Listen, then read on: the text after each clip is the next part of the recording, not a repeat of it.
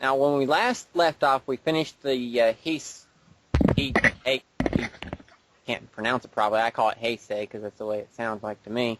We had just finished the 90s Godzilla, put it that way. That's the way most people the 90s Godzilla series era. Heisei, that actually looks like, that isn't what it looks like. Heisei. Emperor Heisei. Yeah, because, I mean, that's what it looks like to me whenever I look at that word. You know, it's Heisei because that's the way it sounds like to me. So everybody calls it Heisei, but... Yeah, that's probably how it's pronounced, but if it was Heisei, does that mean that his successor would be Neisei? Or Yeisei? Yeah, probably, but...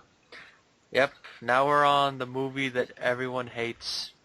Yes, including myself, although I do have some points of it that I actually liked, but for the most part, I completely hated it. When it came out, I was so excited because when it first came out in theaters, I saw the commercial and the talk about commercials. Here, lizard. Yeah. I was so excited. I was like, oh, cool, a new Godzilla movie. It's been years since the Godzilla movie. I was like, sweet. And then I went and watched it, and I was like, this is shit. Yeah, I was a little kid when it came out. I actually was taken to it as a communion gift, and it's only now, years later, in retrospect, that I see all the flaws this movie has. But since it has a place in my childhood, and my childhood hard, yes. We all loved something from our childhood. I mean, as a childhood memory, I'll always hold on to it for nostalgia. Product alone, especially with the Taco Bell commercials and stuff that I still have recorded. Yes, I remember that. For me, this movie is a guilty pleasure. It's not a good movie, but it's just one you've gotta watch as a Godzilla fan. I mean, just in general. Yeah, like remember when the Angry Video Game Nerd reviewed all of them? He only reviewed it because it bears the title. Yeah, I mean, it's just one that you gotta watch just because it has the title. I mean, even if you just sit there and pick it apart while you watch it, saying this sucks, this shouldn't have been done. You can see the wires here, things like that. It's one of those guilty pleasure movies that you just kind of have to watch it just cause. One thing I will say is that the movie does start like it will be a promising Godzilla movie, like how it builds up. There's this monster, kind of like how the original Godzilla movie does.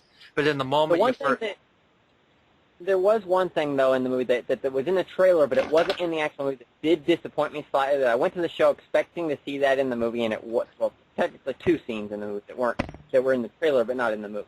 One, the scene where the guy's fishing on the dock. Well, that's in the movie. It shows that, but it doesn't show it the exact same way the trailer shows it, which is what I wanted to see. Yeah. And then there's the museum scene. It doesn't show that either. Yeah. Yeah, I kind of expected to see both those. They were in the trailer, but they weren't in the movie. Yeah, the moment we see Godzilla in name only, that's when we see, okay, this movie's gonna blow. Yeah. And we all have Emmerich and Delvin. Emmerich phobia. We all have him to thank for it because they basically scrapped the original script idea that they were given when they signed on to it, and they're like, nope, we're gonna do it from scratch. Overall, the design, when I first saw the designs they were going to use the sketches, I didn't have any problem with the way it looked. I was like, okay, they got to redesign him for a modern time, which at the time that was mine. I was like, okay, I can live with the design. This is okay. At least he still has the spines on his back, sort of, Yeah. The design's not a problem. It's just that just the way that they did him. Yeah, because you could see that he could be like a dinosaur or something. Because you could tell he's an iguana, but you can also see that he could be a dinosaur. But it's what they show. They screwed up his powers, his abilities in general. It's just the way they did that. Completely screwed up the entire thing for me. Like, no radioactive breath. Some argue the point on that, but I still argue that he has no radioactive breath, despite the cartoon doing it correctly. Yeah, the cartoon, you could say the second-generation ones inherit it. Yeah. I mean, I was just going to say, because... and the fact that a missile killed him. Yeah. A couple missiles actually kill him. Yeah. I mean, the old one would have just eaten those for breakfast. I could just imagine the original Godzilla watching this movie. Yeah, he hates it all the way to that, and he's like eating popcorn the moment he sees the missiles kill him. He spits it at the screen like. Yeah, does not compute. he roars and blows up the movie theater. That would be funny if somebody could animate something like that. That'd be funny as hell. Yeah, it's like that explosion that the critic does whenever something really pisses him off in a review. Speaking of the nerd, did you hear he's making a movie? No, the nerd. Yeah, the nerd movie. That's gonna be good. Yeah, I can't wait to see that. And he's still going to do his TV show, too, on top of that. He said he's just going to have to go back to the more simpler, original 2006 style because he can't do both the movie and the TV series at the same time, so he's kind of having to juggle the two. So that's why the TV series is going to be more like the original 2006 series, which won't be as fancy as the newer ones were. As long as it's funny. Yeah, he's always funny. I mean, I've seen every episode he's ever made. Yeah. I remember this is kind of relevant, but remember when he reviewed all the Godzilla video games? Oh, I loved that. I was arguing with him on so many points on when he was bad mouthing the second Godzilla game for the I was like bitching and moaning at him about that. I was like, you cannot call that a bad game. That's my favorite game on the NES of Godzilla. That and Super Godzilla. When he badmouthed that, I threw a bitch fit about it because I love those two games. I love the Super Godzilla game. It's one of my favorite games. I've played it a dozen times. So many times I know how to beat each monster without taking a hit. He points out the reason why he complains about it was because when he thought of a Godzilla game, he thought it'd be like how the more modern ones are, the monster with the fighting and things. Yeah, he's like, I was born too fucking early. Yeah, that was probably the funniest joke in the whole thing. I was born too fucking early. I was born later than he was, and I was still born too early. Yeah. Even the new Godzilla games can't really, even though they did add the 98 Godzilla into the newest one they released. Yeah. He's an unlockable thing that you can unlockable character that's hidden that you can. Is it based on the movie? Is it based on the movie version or the cartoon version? Okay. I don't know. I've never unlocked them because I haven't played the newest one. I played like 5 seconds of the new one. I was like, fuck, it's just like the last one. Fuck this. I didn't even find out that the 98 one was in it until later on when someone was showing it off on YouTube. They were like, hidden character 98 Godzilla. I was like, huh? And isn't Jaguar playable in one of them? All of them actually, except for the GameCube one. Yeah, that's just funny to think. Jaguar versus the 98 Godzilla. That'd be funny. He had his chance to face the true Godzilla. Yep. That's one of my favorite scenes that we'll mention in a later part of the video when we get to the Millennium series about this Godzilla. But but while we're on the 98 one, I think we should talk about the actors. The actors. I had no problem with Matthew Broderick as an actor. He's a pretty good, decent role. He can take a shitty role usually and turn it into a decent. Yeah. This is the first live action role I saw him in because the only one of his movies I'd seen before this was The Lion King, and of course, obviously we don't see him, we only hear him. The only one I had seen him in before '98 was Ferris Bueller's Day Off. Heard of it, but I hadn't seen it. I actually haven't seen that movie fully. I've seen like parts of it. I had only watched part of it, and I never actually watched that one all the way through. Bueller. That's the only movie I'd actually seen him in. Bueller.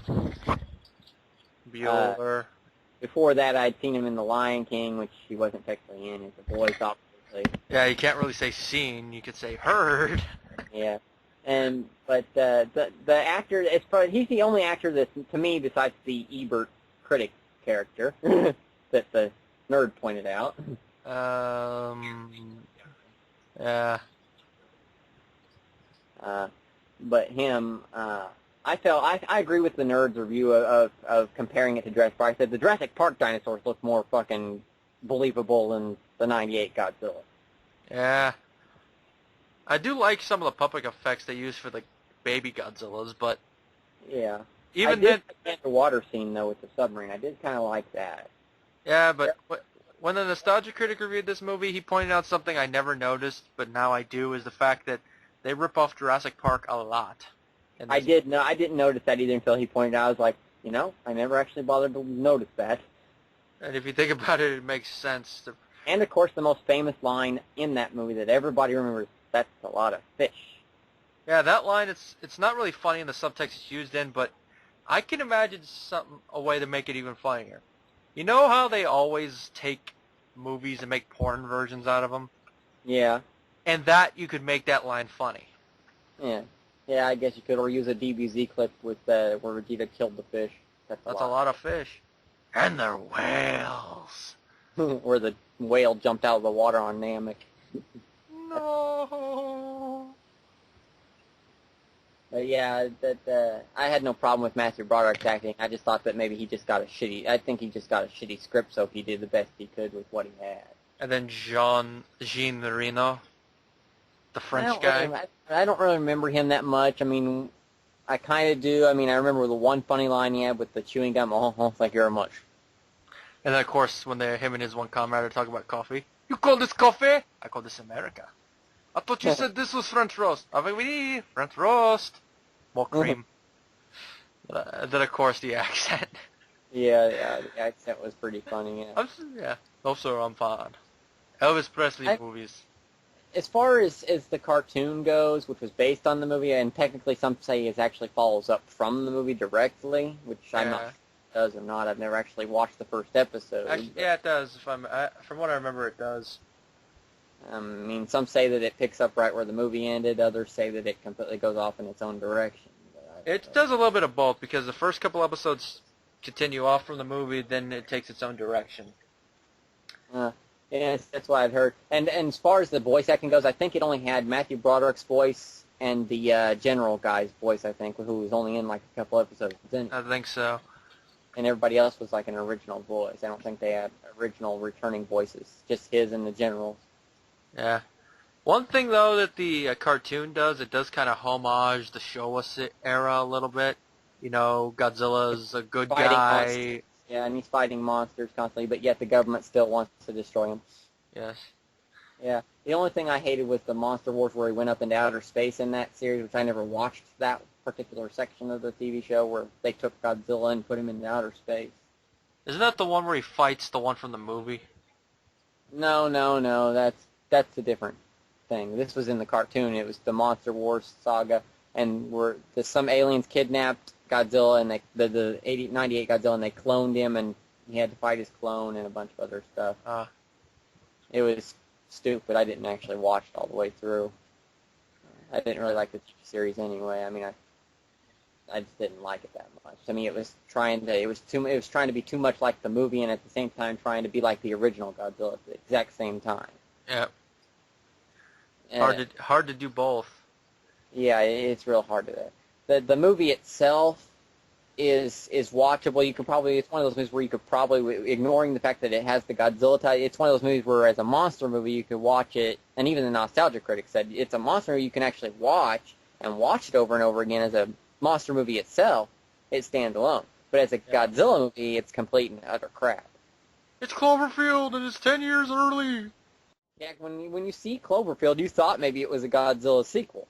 The only difference is that Cloverfield, the monster, is closer to the original Godzilla than this Godzilla is.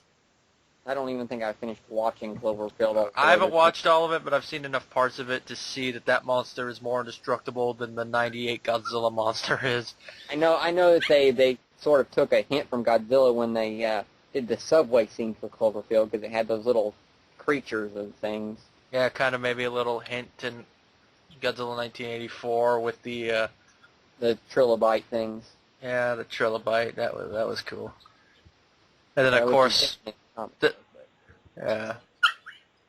well, any other thoughts on the 98 film? Other than, well, I can't really think. I mean, the graphics in it are another thing that kind of always bugged me. I mean, back then I didn't think nothing of it because all the movies were doing basically that kind of same type of thing. But now when I look at it, like, I keep thinking, they could have probably cleaned it up a little bit better. Or at least when they released it on DVD, they could have at least cleaned it up a little bit better, made the graphics look at least decent.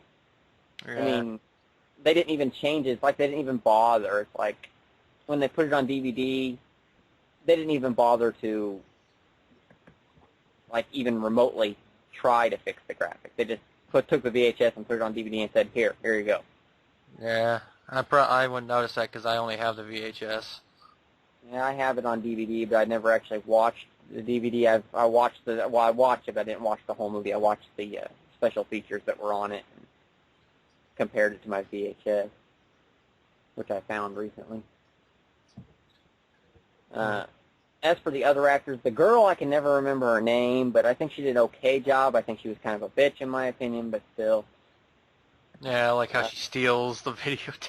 Yeah, and there are some parts of the movie overall that I would change, like the fact that he dies, the creature dies too easily, first of all. Yep. You know, Missiles! I can understand the way to kill it, considering the fact that the military did more damage to the city than the monster did, but... Yeah, they blew up the Chrysler building.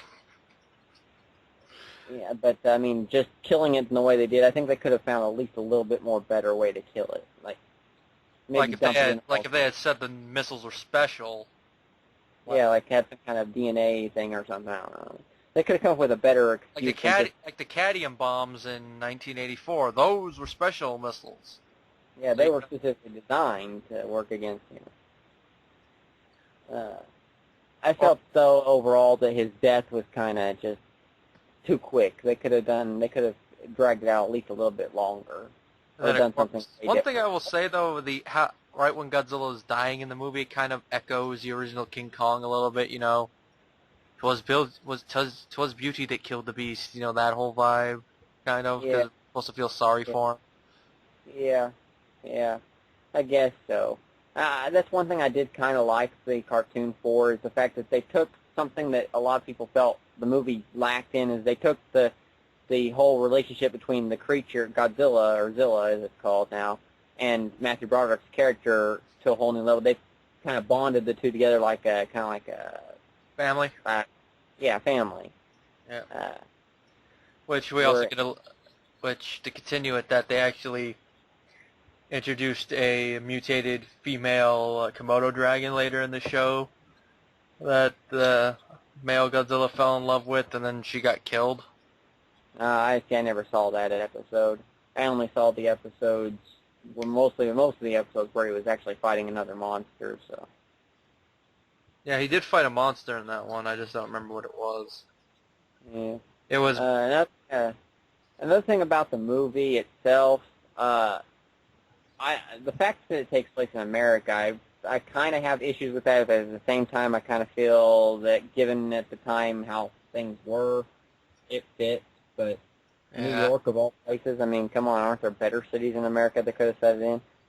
Well, remember, Godzilla did attack New York and destroy all monsters, so... I guess they were trying to... echo that, but he could have, and also, probably one of the easier cities he could hide in, because if he attacked Miami, it'd be kind of hard for him to hide. Yeah, well, whenever I watched the original Destroy All Monsters, I always put a little... when Godzilla's attacking New York, I always put a little caption above his head whenever I watch it. It's like, has anybody seen that imposter who's supposed to posing as me around here? Yep. Yeah. Yeah. I hear there's been a monster impersonating me around here. Oh shit! I see you. Yeah, I saw somebody once. They did something similar like that. It's like they took the caption of the Destroy All Monsters Godzilla and the caption of the Zilla. And they put Zilla in the background in the New York and Godzilla from the Destroy All Monsters movie destroying the New York with his fire breath, and the other one's there, and they had like a little caption that said, I see you! Oh, I gotta see that. That was funny. It's hard to find. It's one of the, it's something that I found by accident. I found funny as hell. Mm-hmm. It was something I was going to do. I just was going to caption something different, but yeah. Let's see, what else about the movie can we say? I mean, it's a shitty movie. There's really not much else you can say about it. It's just a shitty movie. Yeah, if you're going to watch a movie by Emmerich, you're probably better off watching Stargate or Independence Day or even The Patriot. Nah, Day After Tomorrow, hands down. Haven't seen that one. That's actually not a bad movie, despite the fact that a lot of people hate it. It's actually one of those movies that I actually can sit down and watch and watch and watch again. What about Independence Day? What about Universal Soldier? Did he do that one? Yeah, he did the first one. That's why I'm surprised. I'm like, he directed that movie? Yeah, I did. See, that completely blows my mind. Consider my mind completely blown. I didn't know that. I actually liked that movie. Yeah, Stargate, from the looks of things, was his first movie that had, a big budget, and every movie since then has had a big budget. I don't really like the Stargate movie that much. I mean, because the series basically ignored the movie altogether. So. No, not altogether. It's just some of the stuff they change and stuff like. They took creative differences with it, but I'm Yeah. just saying I just never liked the movie that much because of the fact that the TV series kind of made the movie pointless. Well, that's only if you look at the TV series and movie in the same continuity. I look at them as like different, alternate universes. I guess so. But I've never even really watched the show. One of my friends from high school did, but he'd probably be able to talk about it more. Emmerich does. A lot of people trash him, and I can see why. Considering, I mean, Independence Day was an okay movie, and they're making a sequel to it finally, so hopefully he does better on that. To me, he seems kind of like Michael Bay. He's better with special effects than he is with actors. Yeah, I mean, that's why a lot of people hate the Transformers movies so much, even though Michael Bay admitted that the second movie sucked. And the only thing he apologized for was that some people thought that those two Transformers are racists. Or racist caricatures. Which is why they're not in the third movie. We're sorry. We're sorry we made this. Shia LaBeouf walks up. I'm not. No, it'd make more sense if Megan Fox did it. It's like, I'm not. You're out of the next movie. Yeah, I know. The funny thing is that Transformers 3 got pushed up 2 days release date. Originally, they were going to release it on July 1st, and they pushed it up to June 29th. Because if you look at all the posters for it, it says July 1st on the poster. But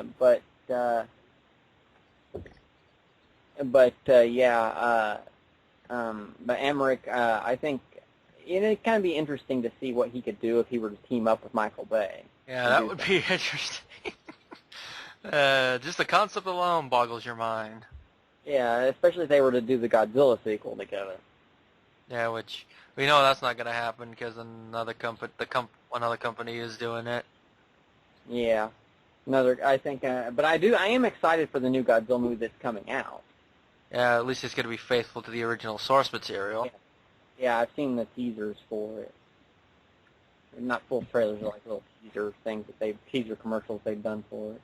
Makes me wonder though if it's going to be like 1984 and the original one where he's just destroying the city, or if he's going to have a monster. I don't know. The way it looks to me, it looks like they took parts of it looks like they took a piece of the 2000 design and then they plastered the head from GMK on it. Other than that, it doesn't look bad. I mean, because he has the white eyes with no pupils, which is kind of, I just always found that kind of stupid because I like him having the eyes. I know one movie had white pupils. That's in the. That was GMK. Yeah, but then again, he's supposed to be the undead version of the one from the first movie, so the white eyes is expected. Yeah. Phone. Hello. Yeah. I'm on my computer. Night. Okay, bye. Where's my mother? And another thing about the movie, I think that the movie was just one giant toy commercial, pretty much. Yeah. If you look at the movie and then you look at back at some of the toy commercials they use, I think the movie was pretty much used to sell the toys. Yeah. We need bigger guns.